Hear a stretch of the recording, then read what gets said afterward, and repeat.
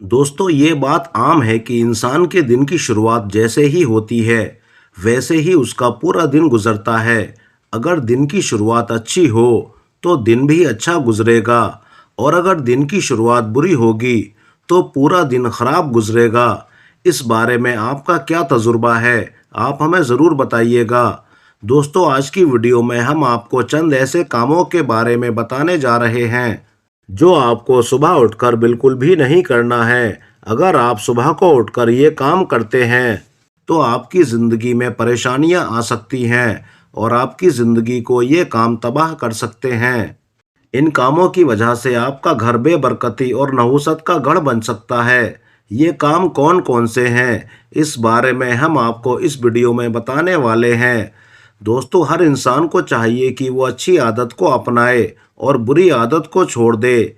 अच्छी आदत से आपकी ज़िंदगी खुशहाल होती है और बुरी आदत से आपकी ज़िंदगी परेशान कुन होती है और ज़िंदगी का सुकून तबाह हो जाता है। अपनी ज़िंदगी को खुशहाल बनाने के लिए आपको क्या करना है, ये भी आपको बताएंगे। लेकिन पहले आपको उन 3 कामों के बारे में बताता हूँ जो आपको सुबह उठकर नहीं करना है।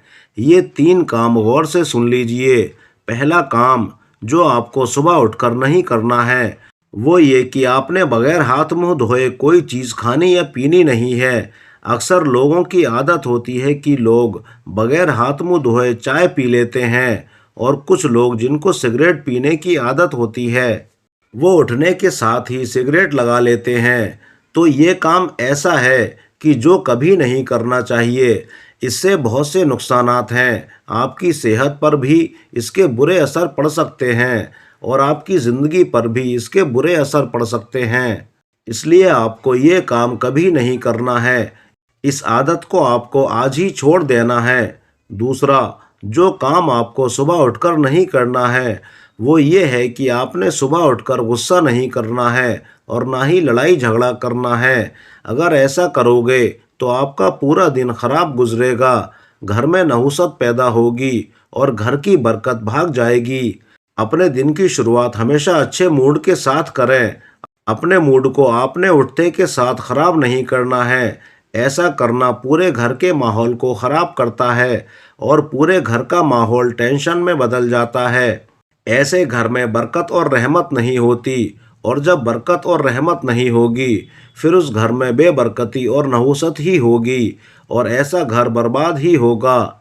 मेरे दोस्तों, एक और काम जो आपको सुबह उठकर नहीं करना चाहिए वो ये कि उठते के साथ ही शीशे में अपने आप को नहीं देखना चाहिए।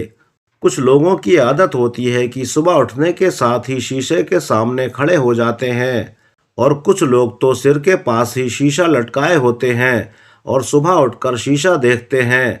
तो ऐसा बिल्कुल भी नहीं करना चाहिए। ऐसा करना दुरुस्त नहीं है और घर में नहुसत का सबब हो सकता है। बल्कि सुबह उठकर आपको चाहिए कि आप अपने दोनों हाथों की हथेलियां अपने सामने रखें, जैसे कि दुआ के लिए रखी जाती हैं, और बिस्मिल्लाहिर्रहमानिर्रहीम पढ़कर उन पर फूंकें और अपने चेहरे पर फेर दें। ऐसा करने से आपकी सेहत पर भी और आपके घर के अंदर भी अच्छे असरात पैदा होंगे। तो दोस्तों, आपने उन 3 चीज़ों के बारे में जान लिया जो आपने सुबह उठकर नहीं करना है। और मेरी बहनों और भाइयों, अगर आप चाहते हैं कि आपकी ज़िंदगी खुशहाल गुजरे और आपका दिन अच्छा गुजरे तो आपने फ़जर की नमाज की पाबंदी लाजमी करनी है। बड़े अफसोस के साथ कहना पड़ता है कि आजकल मुसलमानों की अक्सरियत फ़जर की नमाज को ज़ाया कर देती है, जो बहुत बड़ा नुकसान है और हमारी ज़िंदगी में परेशानियों की वजह भी है। तो याद रहे कि जिसने फ़जर की नमाज की पाबंदी कर ली वो बाकी नमाज़ों की पाबंदी भी कर लेता है, और जो फ़जर की नमाज की पाबंदी नहीं करता वो बाकी नमाज़ों की पाबंदी भी नहीं कर सकता। और याद रहे कि फ़जर की नमाज में अल्लाह ताला ने बड़ी बरकत रखी है। जो भी फ़जर की नमाज की पाबंदी करता है उसकी ज़िंदगी में बरकत ही बरकत होती है, और जो फ़जर की नमाज ज़ाया करता है उसकी ज़िंदगी से बरकत ख़त्म हो जाती है। इसलिए आपसे गुजारिश है कि फ़जर की नमाज की पाबंदी करें, सुबह उठकर अल्लाह का ज़िक्र करें और तिलावत करें। फ़जर के वक्त सोने से दूरी बनाए रखें। आप देखेंगे कि आपकी ज़िंदगी में कितनी बरकत और सुकून हो जाएगा। یہاں آپ کو فجر کی نماز کے کچھ فضائل اور برکت بتاتا ہوں جو حدیث نبوی صلی اللہ علیہ وسلم میں بیان ہوئے ہیں۔ دوستو، قرآن میں جن نمازوں کی تاکید اور فضیلت زیادہ ہے ان میں ایک نماز فجر کی بھی ہے۔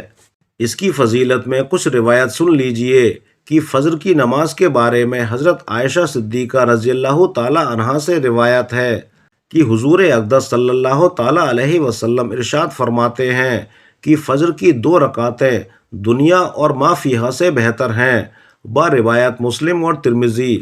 اور حضرت عبداللہ بن عمر رضی اللہ تعالی عنہ سے روایت ہے کہ حضور اقدس صلی اللہ تعالی علیہ وسلم ارشاد فرماتے ہیں کہ فجر کی 2 رکعتوں کو ضروری کر لو کہ ان میں بڑی فضیلت ہے، بحوالہ طبرانی۔